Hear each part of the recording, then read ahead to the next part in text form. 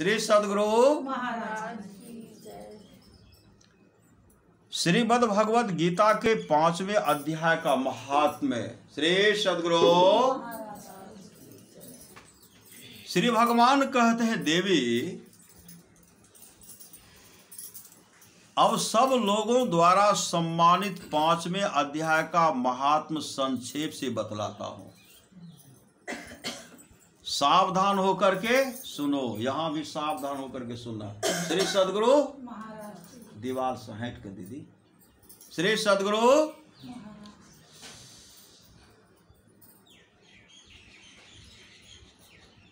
श्री भगवान कहते, देवी अब आप लोगों द्वारा सम्मानित 5वें अध्याय का महात्म संक्षेप से बतलाता हूं, सावधान होकर सुनो।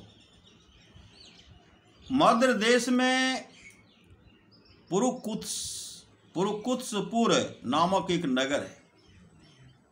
उसमें पिंगल नाम का एक ब्राह्मण रहता था। वह वेद पाठी ब्राह्मणों के विख्यात वंश में, जो सर्वथा निष्कलंक था, उत्पन्न हुआ था।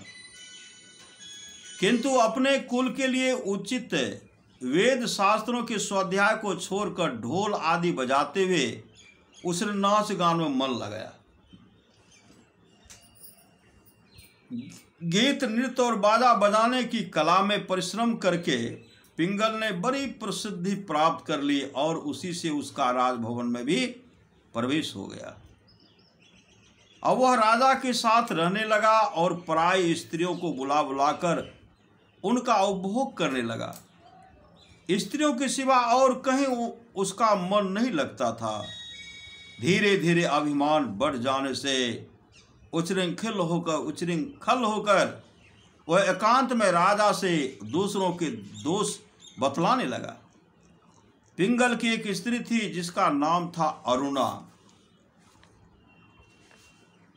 वह नीच कुल में उत्पन्न हुई थी और कामी पुरुषों के साथ विहार करने की इच्छा से सदा उन्हीं की खोज में घुमा करते थे। उसने पति को अपने मार का कंटक समझकर एक दिन आधी रात में घर के भीतर ही उनका सिर काट कर मार डाला। पति के सिर को काट डाला। श्री सद्गुरु और उसकी लाश को जमीन में गाड़ दिया। इस प्रकार प्राणों से युक्त होने पर वह यमलोक में पहुंचा और भीषण नरकों का उपभोग करके निर्जन वन में गिद्ध हुआ। अरुणा भी भगंदर रोग से अपने सुंदर शरीर को त्याग कर घोर नरक भोगने के पश्चात उसी वन में सूखी हुई। एक दिन वह दाना चूगने की इच्छा से इधर उधर फुदक रही थी। इतने में ही उस गिद्ध ने पूर्व जन्म के वैर का स्मरण करके उसे अपने तीखे नखों से फाड़ डाला। सूखी को फाड़ डाला।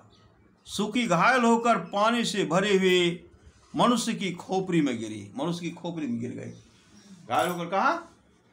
मनुष्य की खोपड़ी में गिरी। गिद्ध पुनः उसकी ओर झपटा। इतने में ही जाल फैलाने वाले बहेलिये ने उसे भी बानों का निशाना बनाया। उसकी पूर्वजन्म की पत्नी सुकी उस खोपड़ी के जल में डूबकर प्राण त्याग चुकी थी। पूर्वजन्म की उनकी पत्नी थी। फिर वह क्रूर पक्षी भी उसी में गिरकर डूब गया। वह क्रूर पक्षी था, वह भी उसी में डूब करके गिरकर डूब गया। तब यमराज के दूत उन दोनों को यमराज के लोक में ले गए। दोनों को यमराज के लोक में ले गए। वहां अपने पूर्वकृत पाप कर्म को याद करके दोनों ही भयभीत हो रहे थे। जो पूर्वजन्म का पाप कृत उनको याद दिलाए, दोनों भयभीत हो रहे थे।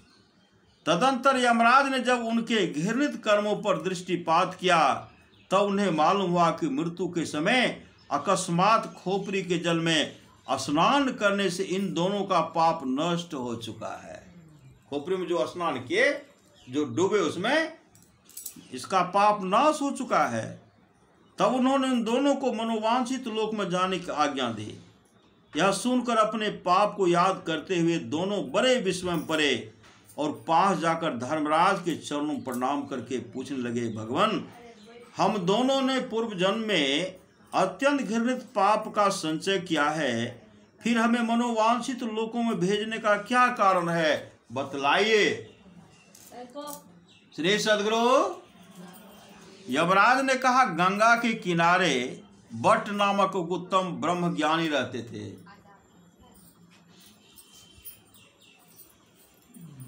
श्री सदगुरु एक तक करेली अपने ती तो दोसर निमक के छौकन। श्री सदगुरु यमराज ने कहा, गंगा के किनारे वट नामक एक उत्तम ब्रह्म ज्ञानी रहते थे।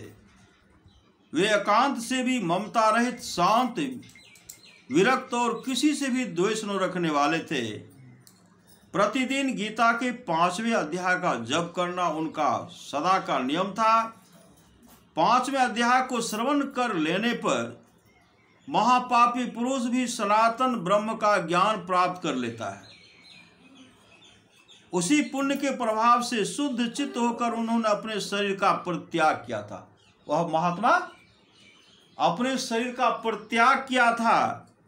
गीता के पाठ से जिनका शरीर निर्मल हो गया था, जो आत्मज्ञान प्राप्त कर चुके थे, उन्हीं महात्मा की खोपड़ी का जल पाकर तुम दोनों पवित्र हो गए हो। उसी महात्मा के खोपड़ी में वह जल जो था, उसको पाकर तुम दोनों पवित्र हो गए हो।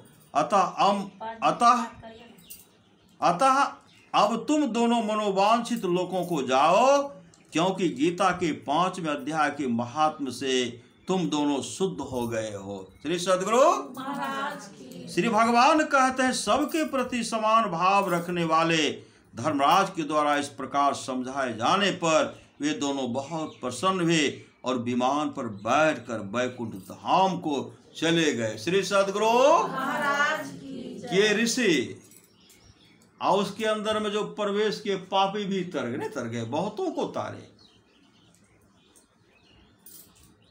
तो सुनने से कितना बड़ा लाभ होगा, जो सुने नहीं लाभ होगा। दौड़ करके जाते हैं कुप्पा घाट, दौड़ करके धारारा आदि आदि पवित्र तीर्थ में जाते। क्यों जाते? कि महापुरुष की तपोभूमि है, वहां जाकर के माथा टेकेंगे, परम कल्याण हो जाएगा। कोई सत्संग मंदिर जाते हैं, महात्मा की वाणी, संत सद महात्मा की वाणी होती है, वहां माथा टेकते हैं, पवित्र हो जाता है। श्री सदगुरु इसलिए कभी सत्संग नहीं छोड़ना चाहिए। जब तक जीवन है सत्संग करते रहिए, सत्संग कराइए, सत्संग फिर गाछ लीजिए, यह अनिष्ट होने से बचाता है। श्री सदगुरु महाराज की जय।